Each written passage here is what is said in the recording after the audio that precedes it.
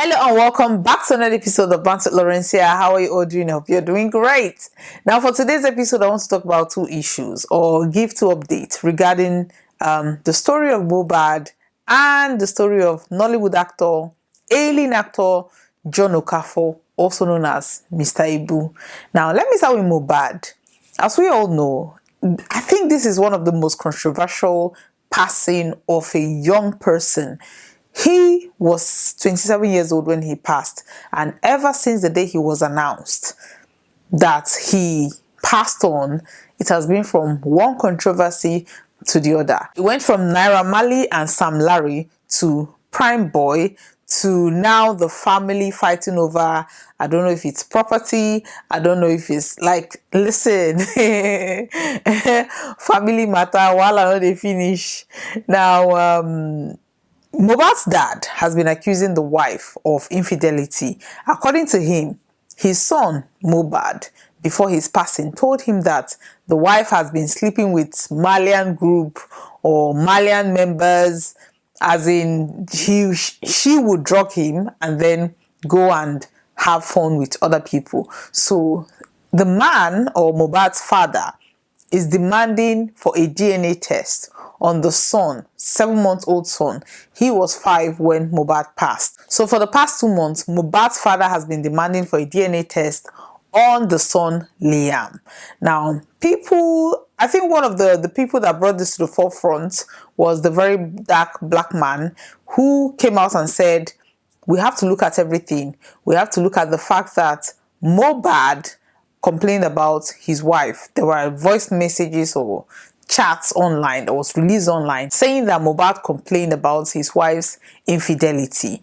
Now the father took it to a different level and said that she has been sleeping around. Like, he granted interviews, talking about how, bashing her, basically saying that she has been sleeping, drugging her son, sleeping with different people. He was so raw in that interview, and people were thinking, this man, your son died, you buried him within 24 hours, you didn't even talk about getting justice for your son. Now you're talking about his wife. So people narrowed it down to property, because he has always talked about property, Mohbad's property. They bought properties in the wife's mother's name. Now this has been going on both on social media, in the police station, in the courtroom, where everybody is mudslinging. Mohbad's dad is complaining about the wife. In fact, in the latest court hearing, Mohbad's dad's girlfriend was kind of detained because, according to them, she was disrupting the whole court process. So as this whole thing was going on, Nollywood actress Iyabojo, Tonto Dike, and Mohbad's best friend Bella was asking for him to be released because, like you all know, Sam Larry and Naira Marley, they've been granted bail. They are free now, while Prime Boy, the auxiliary nurse, they're still in detention. So since Naira Marley and Sam Larry has been released, Tonto Dike and Iyabojo plus Bella tweeted that they should release Mohbad's body for burial. That since the autopsy has been concluded, they should release the body for burial. Now, as this whole thing was going on, Mohbad's dad released a video saying that nobody should touch his son, nobody should bury his son without his consent, that his son must get justice before he's buried, that a DNA test must be conducted before his son is buried. So you could see there is a whole lot of issues going on internally in their family. Before you could say Jack, Mohbad's wife's sister came out and gave her own interview. She said that they should ask Mohbad's dad. I think everybody is just pointing, accusing fingers at everybody. She is insinuating that Mohbad's dad knew something that happened because he buried him within 24 hours. Now, why would he do that? So we are just sitting down, spectators, looking at this whole thing, thinking the whole bone of contention here is just property, because according to Mohbad's father, the properties were bought in Mohbad's wife's mom's name, but now they are saying that the property is in Liam's name. Now, Mohbad's dad wants a DNA test to be conducted before his son is buried, just to make sure that we all know what was going on. Now, the Nigerian police released a statement saying that they have asked Mohbad's dad to come and carry the body for burial. And since then, that he has not shown up. Mohbad's dad, on the other hand, is saying that he's not going to bury his son until a DNA test is being conducted. Now you sit down and look at this whole thing and you be like, okay, if this man is saying that a DNA test should be conducted, I mean, DNA tests, I don't think it's over 250,000 naira, for a DNA test, and it's just Liam, so it's not like they have 5 children. So why not conduct a DNA test? We know that previously it's been reported that Wumi, which is Mohbad's wife, has done a DNA test. I understand, some people are saying that this has got nothing to do with the case, but if everybody is now saying, okay, the case has been concluded or the autopsy has been concluded, they should bury Mohbad. He should not be lying there. And the father is saying that because according to the story, the father was the one that has to sign for the release of the body. And Mohbad's mother made a video saying that she had asked the father to release the body for burial and he's refusing. So my own thought is, if the bone of contention is a DNA test, why wouldn't Wumi just do a DNA test? If there's nothing to hide, if the child actually belongs to Mohbad. I know people are saying that, okay, she doesn't want him to have access to the child. Just get a DNA body or a DNA company or a DNA hospital. I don't know how it's being done, but just, you can contract these things. Somebody, a professional, medical professional, can come take samples from Liam. We already have samples from Mohbad, or if they don't want to take samples from Mohbad, they can take from the dad and conduct a DNA test, or take sample from Mohbad's mom and conduct a DNA test, so that this can be ascertained. Now, if a DNA test is being conducted and the result is out, and Mohbad's dad is still insisting on not burying his son, then I can understand, okay, he has ulterior motive. But at this present time, he is saying that a DNA test should be conducted before his son is being buried. Now, Mohbad's wife, on the other hand, Wumi, do a DNA test to avoid all this. It's just ridiculous at this point, because this guy suffered when he was alive, and now you guys are just dragging the whole thing for your own mental health, for your own sanity. Do a DNA test. You don't have to get him involved. You can get a different conduct a PR company or a lawyer, whatever. I don't know how it's been done, but just make sure that you're not in contact with him. Mohbad's body is there. A DNA test is being conducted. Make it transparent. Tell everybody, yes, we've done a DNA test. This is the result of the DNA test. If the man wants to choose the hospital, he can choose the hospital, but there has to be a second confirmation. And the fact that Mohbad's autopsy is already in America, you guys can do the DNA test in America just to make sure that there's nothing fishy going on. So I would say do a DNA test just to avoid all this whole drama. Anyway, that is that on Mohbad's case. Now, the next topic I'm going to be talking about is the topic of John Okafors, Mr. Ibu, and his family drama. Now, as we all know, Mr. Ibu is currently in the hospital receiving medical care. His one leg, I don't know if it's the right or the left one, has been cut off because of the challenges that he's been having. And according to the story, every 2 days his medical bill is about 5 million naira. So it's kind of a recurring thing, and people have donated money. Now, Mr. Ibu's wife wants access to the money, or wants transparency, according to what she's saying. She says she doesn't want access to the money, but she wants transparency. Jasmine, on the other hand, is saying that the reason why she wants access to those money is because she wants to do BBL. She wants to buy a car so that she can be going through and through to the hospital. She wants to live baby girl life because she's saying that she's still young and all that.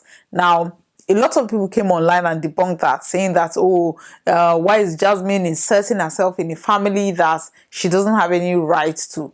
Yes, she's an adopted daughter, but according to the story, Mr. Ibu actually gave rights, or signed the rights to his son to manage the donation. So Jasmine, on the other hand, does not have access to that money. But according to what we're hearing, Jasmine has married Mr. Ibu's son. Ooh. Now, the reason for the marriage, according to what they're saying, is that Jasmine wants to travel out, and they need, she needs to travel with somebody, let's say as a dependent or something. And because she trusts, according to the story, she trusts Mr. Ibu's son. So they came together and said, okay, let's get married and travel as a couple. That will help them, settle in their new location or whatever. Now, according to the story again, the money that they're going to use for this travel is the money donated for Mr. Ibu's health or medical bills. Now, the wife is angry because she's saying that, why is she being left out? She doesn't have access to this money. She needs access. She needs to plan her life. Because she's a baby girl, that this is her husband. She needs access to the money. That where she's staying, the house she actually complained about the house, Mr. Ibu's house, like last year or something, when they had the issue with she and herself and her husband. So now another video surfaced where she's claiming that she doesn't have accommodation. She's now requesting for 300 million from the money donated to buy a house. According to her, Jasmine and Mr. Ibu's son, they've embezzled 300 million, and she has arrested them basically so that they can give her access to the money, because according to her, Jasmine and Mr. Ibu's son, they are just spending the money. According to her, they've spent 300 million. So she needs her own share of that money so that she can buy a house, that she's homeless. She needs a place. Nollywood actor Uche Izimadiago, I don't know the surname, recorded a video where she was, according to them, she is homeless, sleeping in the hospital chairs. So she needs money from the donation to go and buy a house.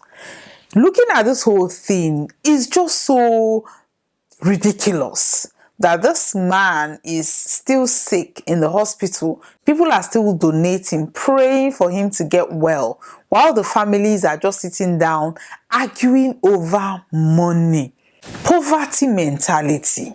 Now, the reason why I want to marry these two cases, Mohbad's case and Mr. Ibu's case, is because it is poverty mentality, especially when you come from a humble background and then one person start making money. What happens is every other person relax and expect that person to be responsible for all their upkeep, emergencies and all that. They expect you to do this and do that for them, not minding that, okay, there is a possibility that this person one day will not be there. But I think in Mohbad's case, he's 27 years old, so nobody was thinking that he is going to pass on that soon. Now the father is fighting his wife for property.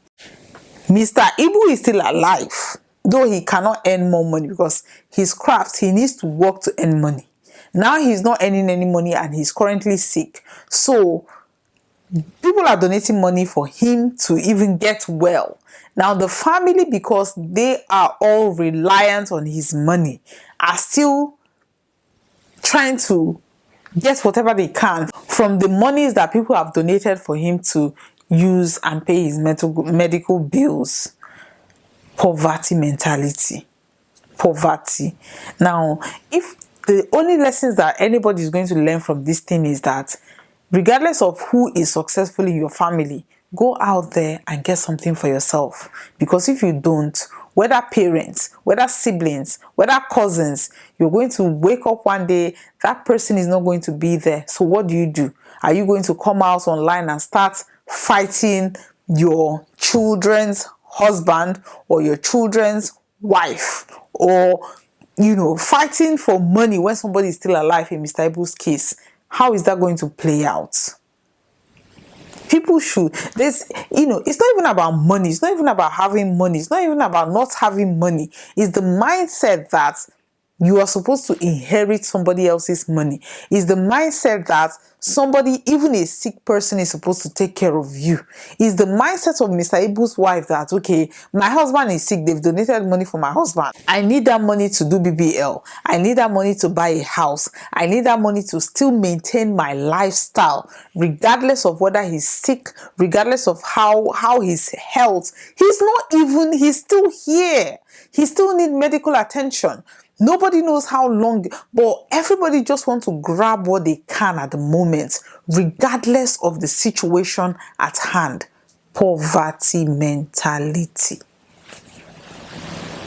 The worst thing that can happen to anybody is to have a poverty mindset. Poverty mindset is when you think that somebody has made it from your family, you don't need to do anything. They're supposed to just take care of you. What if something happens to that person? What are you going to do? Pray against poverty mindsets. It gets why. Anyway, thank you very much for watching today's episode. Today's episode is once again sponsored by the Basis Wigs. Now, look at this, styled like this. Loving it, loving it, loving it. Our details are on the screen. Let us know if you want something and we'll get you sorted. We sell wholesale, retail, fully customizable wigs. Thank you very much. Please like, and share. Thank you very much. Bye-bye.